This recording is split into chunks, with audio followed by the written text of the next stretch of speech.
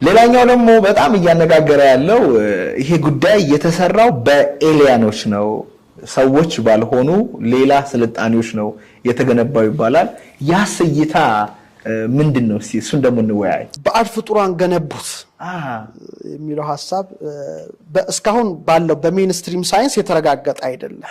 ነገር ግን ባይረጋገጥም በብዙ ሚሊዮኖች የሚስማሙበትም ሐሳብ ነው። ስለዚህ እንደ አጥኚ ሁሉንም የሆነ ጽንፍ አትረግጥም፣ ልበሰፊ የሆነ ሁሉንም ማየት ይገባሃል። በጣም ችግር የሚፈጠረው ነገር ብቻ ላይ ራስን ስትሸክል ነውና ይሄ ሐሳብ በተለይ እነ ኤሪን ቮንደኒከን የሚባላን ብዙ ጊዜ ዩቲዩብ ላይ ይታያል። በተለይ ብዙ መጻሕፍት ወደ 50 መጻሕፍት ጽፏልና ቻሪየትስ ኦፍ ዘ ጋድስ የሚል አለው። አንድ የአማልክት ሰረገላዎች የሚል አንድ መጽሐፍ አሳትሟልና በተለይ በ1968 ያ መጽሐፍ በጣም ከፍተኛ ተጽዕኖ ነው የፈጠረው። በተለይ ይሄን ጉዳይ ለሚያጠኑ ለሚመረምሩ ይልቁኑ ደግሞ በኤሊየን ጉዳይ ላይ ሰፊ ነገር ለሚተነትኑ ከፍተኛ ተጽዕኖ ፈጥሯል መጽሐፉ። በመሰረታዊ ነገሩ ለምንድነው ፒራሚዱን ባዕድ ፍጡራን ገነቧቸው የሚለው ሐሳብ የመጣው ሲባል አንደኛው የምህንድስናው እንቆቅልሽ ነው። አስበው እስቲ 2.3 ሚሊዮን የኖራ ድንጋዮች፣ ከግራናይት የተሰሩ ጡቦች፣ አንዳንዶቹ የግራናይት ጡቦች እስከ 80 ቶን ከመዘኑ እንዴት ሰዎች ይሄንን ነገር ሊሰሩት ይችላሉ? በዛ ዘመን ባለው ቴክኖሎጂ 2.3 ሚሊዮን በጣም ብዙ ነው። ስለዚህ ይሄ ነገር በፍጹም በሰው ልጅ ሊሰራ አይችልም ያሉ አሉ። ሌላው ደግሞ አቅጣጫዎቹን ስትመለከት ምስራቅ፣ ምዕራብ፣ ሰሜን፣ ደቡብን በደንብ አካቶ በኋላ እናየዋለን። አሁን ባለው ቴክኖሎጂ እንኳን ያስቸግራል። ትክክለኛ ልኬት ላይ ነው እንትን ያለው ትንሽ ኦልሞስት በ5 አርክ ሚኒት ነው እንጂ ሰሜናዊ ጎኑ ኦልሞስት 360 ዲግሪ ባለው ሁሉም ፐርፌክት ነው። ታዲያ እንዴት ሊሆን ቻለ? አሁን ባለው ሞደርን ቴክኖሎጂ እንደው ተሰራ ቢባል ኦኬ ሊያስኬድ ይችላል። ያኔ በዛ ደረጃ እንዴት ሆነ? ስለዚህ አሁን ካሉት የቅየሳ መሳሪያዎች በጣም አሁን ከሚሰሩት ከብዙ ህንጻዎች አላይመንት የተሻለ ነው ያ። ስለዚህ ኤክስትራቴሬስትሪያልስ ከዚህ ዓለም ውጪ የሆኑት ባዕድ ፍጡራን ሰሩት የሚል ሁለተኛው ሐሳብ ነው። ሌላው ጥንታዊ ጽሑፎችን አስረጃ አድርገው ያቀርባሉ። ለምሳሌ መጽሐፈ ሄኖክ የሚገርመው ለዚህ ሁሉ ጥናት የሚቀርብ ነው እና በጣም ይገርመኛል። በጣም ትልቅና የከበረ መጽሐፍ ነው። በተለይ በሱ መጽሐፍ ላይ የተለያዩ ሐሳቦች ቢኖሩም ከሰማይ የወረዱ እንዳሉ ይጽፋል። መላእክት ናቸው የሚሉ አሉ፣ ደቂቀ ሴት ናቸው የሚሉ አሉ፣ ስጋ እንዲለብሱ የተደረጉ መላእክት ናቸው የሚሉ አሉ። እዛ ውስጥ አንገባም፣ ምክንያቱም ብቻውን የኔፍሊም ጉዳይ ስለሚነሳ። ግን 200 ወርደው ለሰው ልጅ መገለጽ የሌለበትን የረቀቀ ጥበብ አስተምረዋል ነው ከጥፋት ውሃ በፊት። ያ ጥበብ ማለት የከዋክብት ዕውቀት ነው፣ የመዳብ ይሄ አጠቃላይ አሁን ባለው ሞደርን ቴክኖሎጂ ላይ ሁላችንም እንጠቀምበትን አሁን ኦልሬዲ እዛ ውስጥ ነን። ከዋክብቱን ጥናት አለ፣ ሳተላይት ሁሉም ነገር አለ አሁን እና ያን ጊዜ ያን ነገር ሰተው ነበር ነው የሚሉት። ሄኖክን ነው አብነት አድርገው። ስለዚህ በዛ ጥበብ የተሰሩ ነገሮች ናቸው ወደሚለው ሐሳቤ ነው የሄዱት። ለምሳሌ በኢጂፕትም እንደ ቶት እንደ ኦሳይረስ እንደ አማልክት ያዋቸዋል፣ ግን ከላይ የወረዱ አድርገው ነው የሚያዋቸው። ስለዚህ ይሄ ነገር ትውፊቱ በሄኖክ ብቻ አይደለም የተጻፈው፣ ዓለም አቀፍ ጉዳይ ነው። ለምሳሌ የጥፋት ውሃ ጉዳይ በሁሉም ዓለም ታሪክ ውስጥ ታገኘዋለህ። ከላይ ደግሞ የወረዱ ነበሩ የሚለው በመላው ዓለም ውስጥ ታገኘዋለህ። ለምሳሌ በሱሜሪያንስ የሱሜር ታብሌቶች ብዙ ጡቦች አሉ፣ ብዙ ነገር ተጽፎባቸዋል። ህንድ ለምሳሌ በህንድም ታገኘዋለህ ይህን ታሪክ። ለምሳሌ ቻሪየትስ ኦፍ ፋየር የእሳት የሆኑ ሰረገላዎች፣ መንኮራኩሮች፣ ቪማናስ ምናምን የሚባሉ አሁን ድረስ ይታያሉ። በጽሁፎቻቸው በታሪክ ሰነዶቻቸው ላይ ተጽፈዋል። ስለ እሳት ሰረገላ ይጽፋሉ። ከሰማይ ስለወረዱ የተለያዩ ፍጡራን በታሪክ ደረጃ ጽፈዋል። ስለዚህ ይሄ ነገር ዓለም አቀፍ እውነት ነው እና የግብፅን ፒራሚድ ከዛ የወጣ አይደለም። በባዕድ ፍጡራን በእኛ በኢትዮጵያ ሊቃውንት ካለ ፍጥረት ነው የሚለው በእነዛ የተገነቡ ናቸው ወደሚል ዓለም አቀፍ እሳቤ ራሱ አንዱ ትልቁ ኦልሞስት ቢሊየንስ ሊስማማበት ይችላል። በዚህ ጉዳይ አሁን 8 ቢሊየን ደርሰናል ማለት ነው። ከኢትዮጵያ ጸሐፍት በሕይወተ ሥጋ ከሌሉ ስለነዚህ ጉዳይ ጻፉ ሁለት ጸሐፍትን ማንሳት ፈልጋለሁ። ሁለቱም የሚስማሙት ይሄንን ነው፣ ኤሊያኖች ሰሩት የሚል ነው። አንደኛው አባ ተስፋ ስላሴ ሞገስ።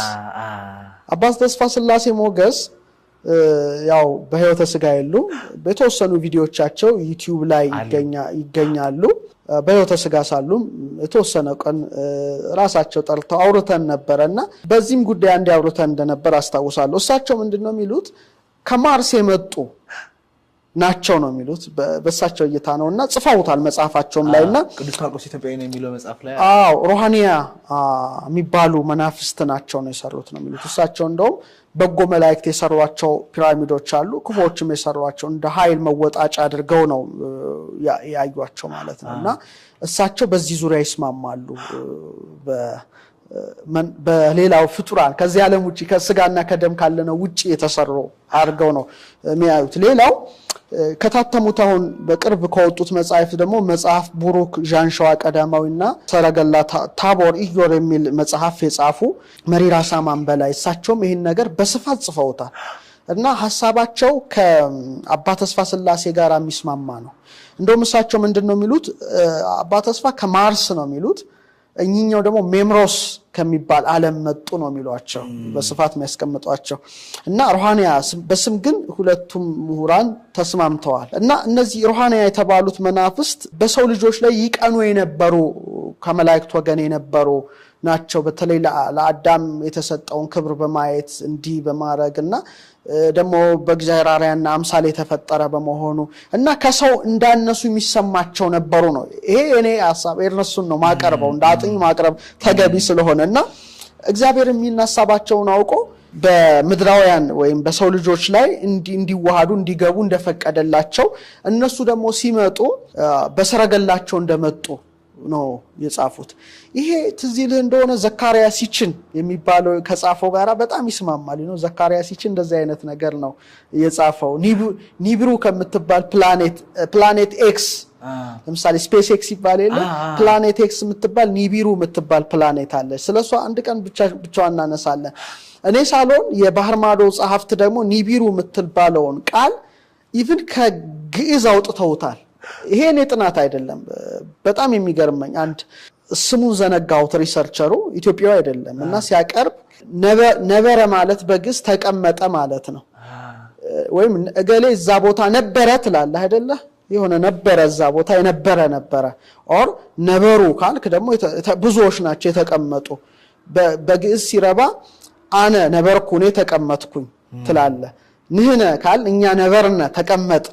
አንተ ካልክ ደግሞ አንተ ነበርከ ተቀመጥክ። ሴት ከሆነች አንቲ ነበርክ አንቺ ተቀመጥሽ። ውእቱ ከሆነ ውእቱ ነበረ ተቀመጠ።